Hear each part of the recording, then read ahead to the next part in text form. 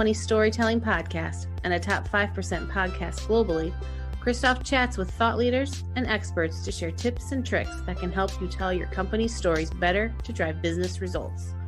Available wherever you listen to podcasts, live streamed on major social media channels, and part of the DB&A television network, available on most U.S. television sets and streaming on Roku and Amazon Fire. Here's Christoph with today's episode. Let's go. Let's go, business storytellers. Hey, how's everyone doing? Thanks for tuning in for another episode here. Today we want to talk about data storytelling. And certainly we have enough data out there to drive ourselves crazy. But how do we use that data to tell better story? And who better to talk to today than Brent Dykes? He's the author of Effective Data Storytelling. And if you're watching on Amazon, that is the featured item in the carousel. It will be the whole show today. If you're watching on TV or any of the other channels or listening on the podcast, just head on over to my Amazon storefront and check it out there. AuthenticStorytelling.net/live will get you there. So let's find out, how do we tell better stories? That's always the million-dollar question to begin with on anything we talk about here. But today we're going to focus on data. How do we use data? How do we back up our stories? How do we share our stories? And how do we not overdo it? That's always easy. Data dumping is not storytelling, period. That's the hill I'm going to die on. We'll see if Brent, I don't think he's going to be disagreeing with me, but if he is, we're going to have a lively discussion. Brent, welcome to the show. It's nice to see you. Yeah, great to see you, Christoph. Thanks for having me on. And do we have to arm wrestle about that statement, or do you disagree? No, I'm on your side. I don't believe in data dumps. So. Oh my goodness! But I don't know if anybody believes in them, but people certainly do them. Oh yeah, happens all the time. Happens all the time. So tell us about data storytelling. What is that, and why is that a topic that you dove into so deeply? Yeah, I mean, my background, I worked in marketing analytics a long time. I was in consulting side, worked for Adobe. And one of the things I would run into all the time is that either consultants or clients would struggle with communicating insights. And so I felt like there's got to be a better way. And even myself, I've had situations where I've done a good job and a bad job, and sometimes I'd look back and say, well, why was one successful and why wasn't? And so that's when I started to investigate the whole topic of data storytelling, which I view as the combination of, you have an insight and you combine that with narrative and visuals. And sometimes, a lot of the times I've seen people kind of just assume that data visualization, is a synonym for data storytelling. And really, the visuals or the charts are a part of it, because often we're working with data that is very complex and we need to visualize it to really, emphasize or show the key points or insights in the data. But the narrative component is probably a bigger part of what we're trying to do with data storytelling. And I think that the narrative is always interesting, and it's actually hard sometimes to figure out what needs to go, what can stay. I was actually doing a report earlier, and I didn't dump data, but I was getting there. I was like, I got to share this, and I got to do this, and this needs to be in there, and that needs to be in there. And because, it's all this stuff, but you have to tell this story, you have to draw the line somewhere, right? So how do people do that? How do we pick the right data? How do we pick the right insights? And how do we turn that into a story that people actually want to consume? Right. I mean, a lot of it starts with the audience, right? If we focus on who we're telling our story to, and that in a business setting, that might be, some executive or a team. And so what we're going to want to understand is, go into this with our eyes wide open and understand, well, what are the problems that they're trying to address as an organization or as a leader? What outcomes are they trying to drive to? What actions are they currently taking? And then what are the metrics or measures that they're currently looking at as KPIs or whatever? And so I think with that kind of understanding of the audience, that can really take us, can direct us to insights that are going to be meaningful to that audience and help us to tell more meaningful data stories, actionable data stories. And so, I think it all starts with the audience and trying to figure that out up front, before we start doing analysis. I think that's always good to have in the back of our minds, who we serving with this analysis, who are the insights going to, and then from there, as we craft the data story with an audience in mind, it's gonna, we're gonna have a better chance of our data story really resonating with the audience if we're thinking about what their needs are, what their priorities are, what are they going to be interested in. So when we talk about data, I mean, is that so? For example, I think I shared this example just recently on another episode. But when I was a journalist, I wanted to find out what are your chances to get out of a ticket or whatever, get it dismissed if you fight it. And I found that if you fight your ticket, your traffic ticket, your chances are 50-50 to get it dismissed or at least lowered. So that's data, right? And that's a much better story, me saying that through the data and then weaving actual people around it, than just saying, I think you can get your ticket dismissed if you fight it. Yeah. So how do people know what to pick? Like in a business sense, right? Like, do you just have to dive into it? Do you have to figure out what are some insights you can gather, or how? Like, so I went in there, right, and I thought, I want to find this out, and whatever the answer is, I was going to write about it. I didn't know what the answer was until I was done looking at the data and figuring it out. But how do you know? Do you just kind of do you have to come up with a hypothesis, or do you just jump in and look for something? Not dump it. Yeah. I mean, there's probably lots of approaches that people take with building a data story. If it comes from the business side, one of the approaches that can be problematic, but it does happen frequently. So it would be where, I want to prove something. I want to show something. I have an agenda. I have a point I want to make to the business. And so I'm going to go and look for data points, proof points that will support my perspective or my angle that I'm taking. The danger with that is selection bias, right? We're going to go in and we're going to select things from the data that support our points. And maybe we don't, unless we go into it with an open mind, and as we analyze the problem, we might say, oh, actually, I was wrong.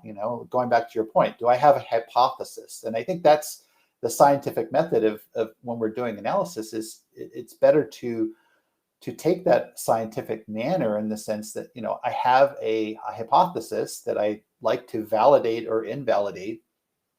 And if I have that open mind to where the data can shape whether I have supporting details to support my hypothesis, or actually I might have to scrap my original idea because the data doesn't support it. So I think, often what we're trying to do is, when we have a problem or an opportunity that we're looking at, it really does come down to analysis. And if we're on the business side and we don't feel as comfortable working with the data, that might be where you're partnering with somebody with data skills, either on your team or within the analytics team or the data science team.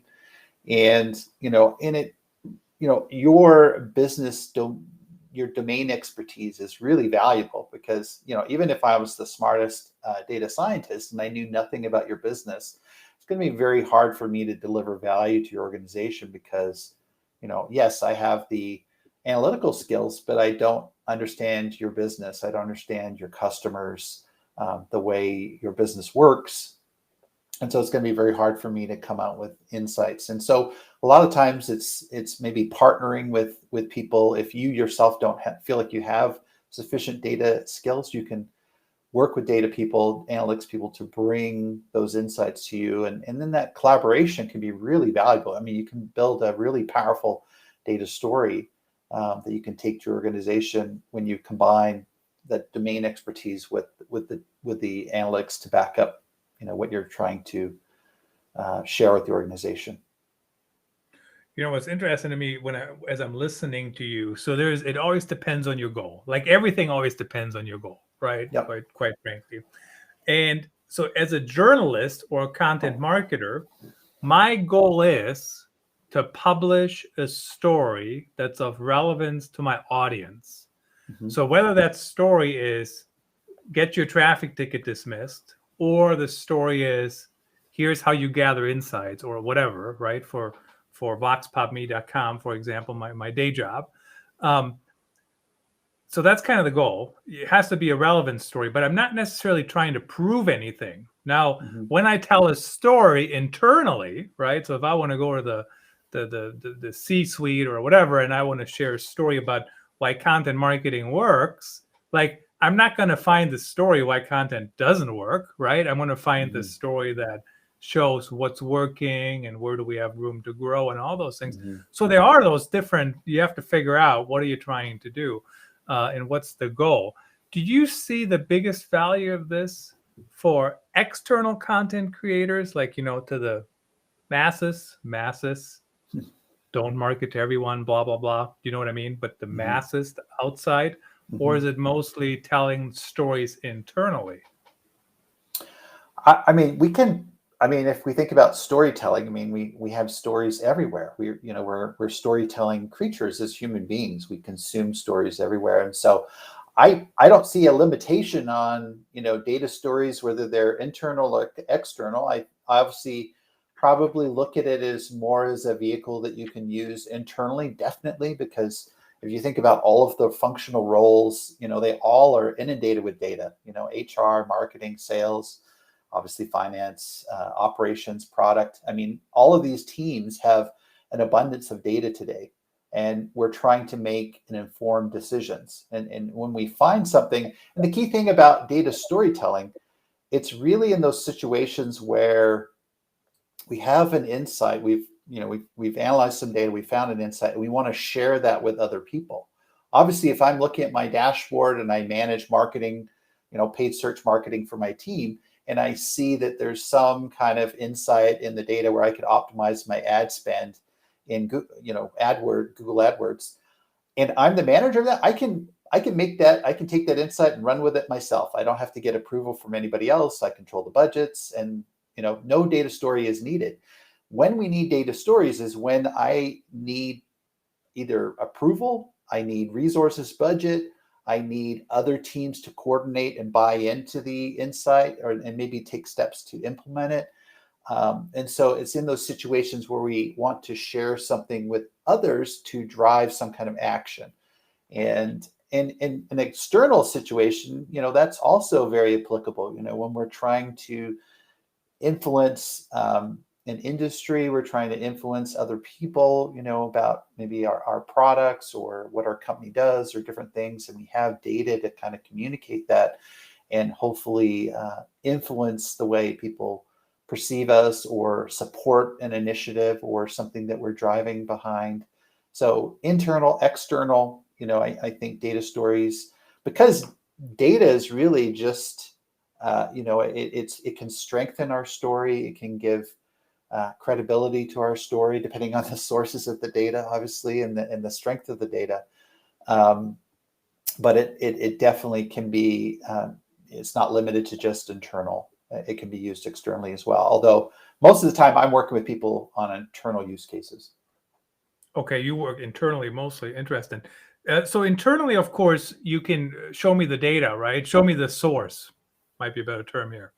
My mother tells me she loves me. I ask for 2 sources for confirmation, right? That's the journalist in me. Now, for external storytelling, people throw around data all the time, right? And then, but it's always, of course, very favorable in their light, which is okay. But how do we know they're not just making it up? Do you know what I mean? Like, I'll give you an example. I throw around these awards I get over the years, right? Top whatever marketer and top this and top whatever. And literally, I have a list on my website where I have a link to the source. So when people say, who said that? Who, did you just make that up? I'm like, no, I didn't make it up. We can disagree or agree that it's a good list, but I didn't come up with it, right? Here's the source. When you do it externally, maybe even internally, how do you source it? How do you make sure, or should you? Absolutely, you should. I mean, I write for Forbes, and so I'm a Forbes contributor. And a lot of what I do when I use data and studies and information, I'll go to the source, and I'll sometimes you'll see an article and they quote some study or something like that. And as you start poking at it, you're like, wait a second, the study didn't say that, or the link to the study. Sometimes I've clicked on links and gone to where they said the study findings were not there, and I don't know how many people would actually click on those links to really see whether that data source is credible, whether it's actually, it even has the data that they've linked to. So I think you have to be very careful, especially on external stuff, that you are linking to your sources. I always try to choose credible sources when I'm writing and publishing my articles externally. And I think that it's all about ethos, right? It's the ethos appeal as a storyteller. People need to be, I have certain level of credibility that I'm trying to establish with people. I can trick somebody one time, and then they find, oh, actually that link wasn't credible, that the studies kind of, where's this coming from?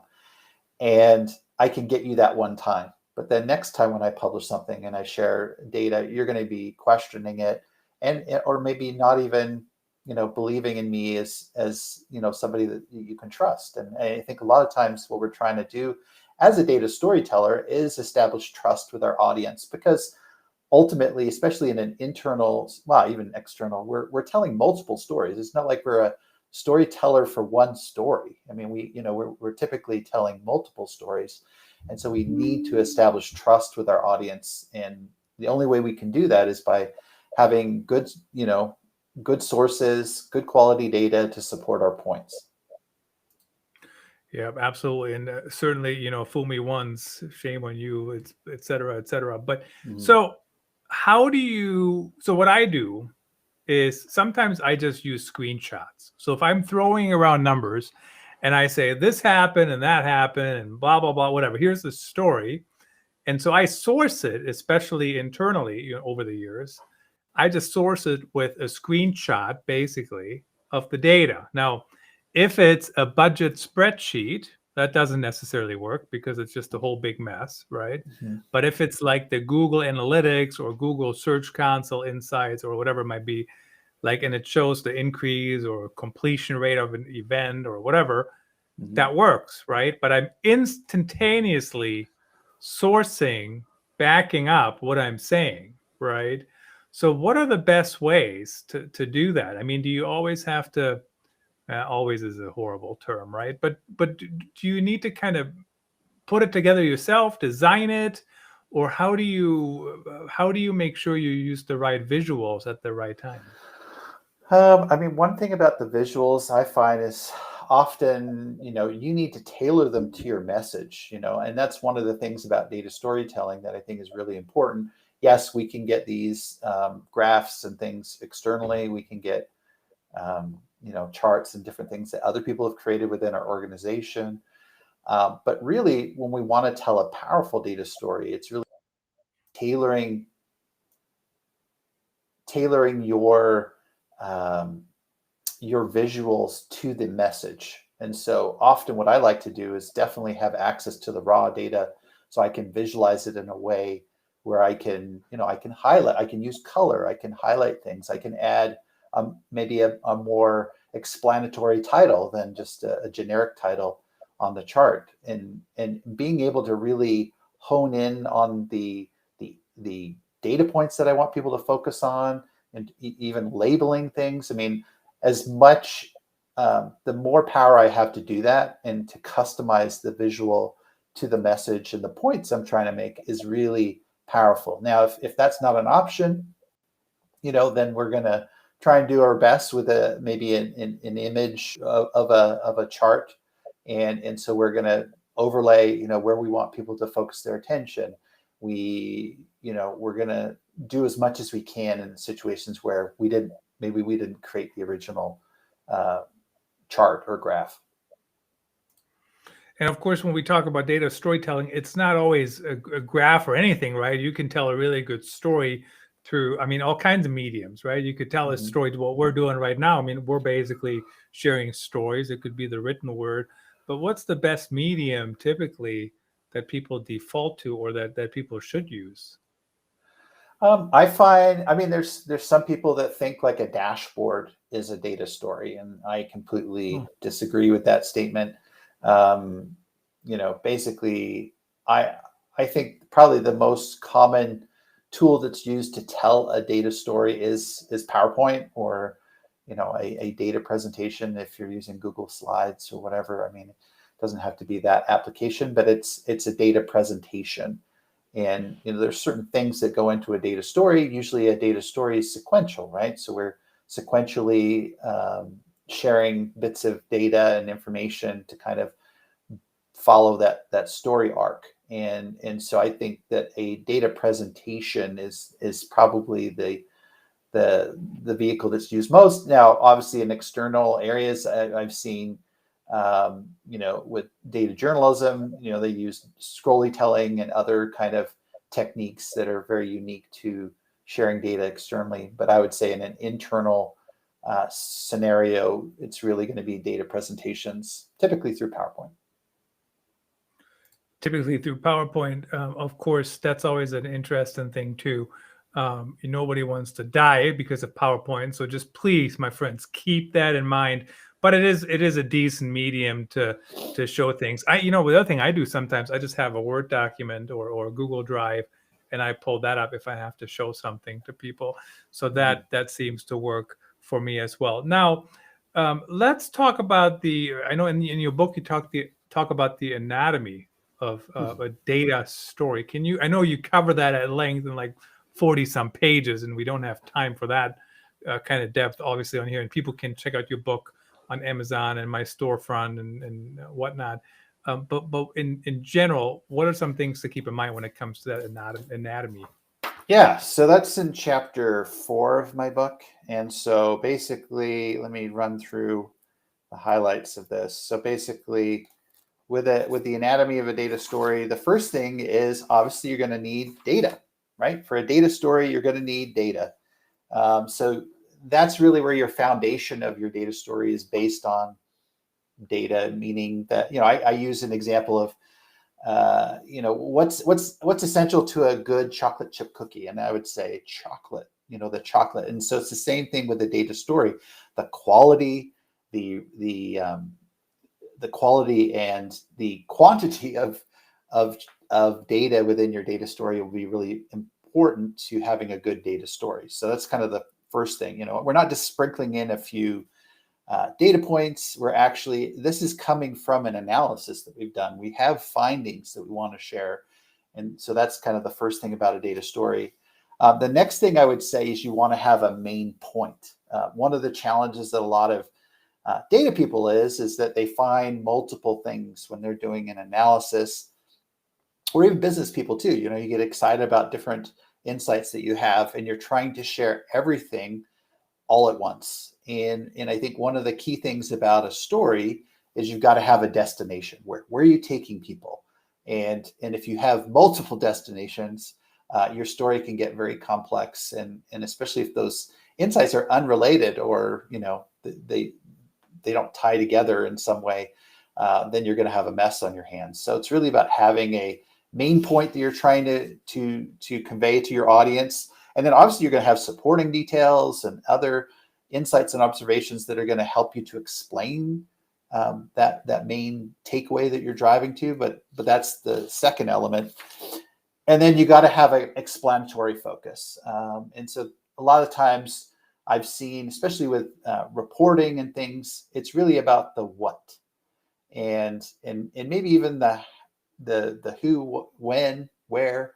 But with the data story, what we're trying to do is we're trying to explain something, and so that's really getting into the why and the so what. And so that's really a key focus of a data story. The next thing is, the fourth thing is a linear sequence. I mentioned that earlier, but really, it's not just a random potpourri of facts and figures. No, we're going to organize it in a way. We're going to take you sequentially through the numbers and try and adhere to, kind of a narrative structure so that we can deliver the insights the best. And then the fifth thing is you have dramatic elements. So even though we think of like data, like Brent, how can you build a story with numbers and facts and figures? But there's lots of ways that we can bring from the traditional storytelling of books and movies and things, and we can bring that in. So we, in a data story, we can have characters. Our characters are maybe the customer or the voters or whoever the data set is about. These are data's typically always about people. And so those become the customers. We can have hooks, where we capture the attention of the audience. We have a climax. We have the setting. There's lots of dramatic and narrative elements that we can bring in, including tension and conflict. I mean, these are all things that we can build into our data story. And then the last element of a data story that I think is really common is just the visualization element, especially because of data. Again, going back to what I said earlier, our data is complex, and visuals can often really be that shortcut, where we can, if I gave you a table of data, it's going to be harder for you to go through that and find insights. But if I visualize that for you, I trend it over time. Now you can see the patterns, the trends, you can see an anomaly, a spike in the data. All of that's possible through visuals and using those to convey our information effectively. So those are the 6 elements of the anatomy of a data story. Fantastic. And you are a journalist at heart too, because that was a super quick simplification overview of that very in-depth content. Now, really quickly, Brent, we're out of time here, but can people work with you? Do you have what's your company, or when would people reach out?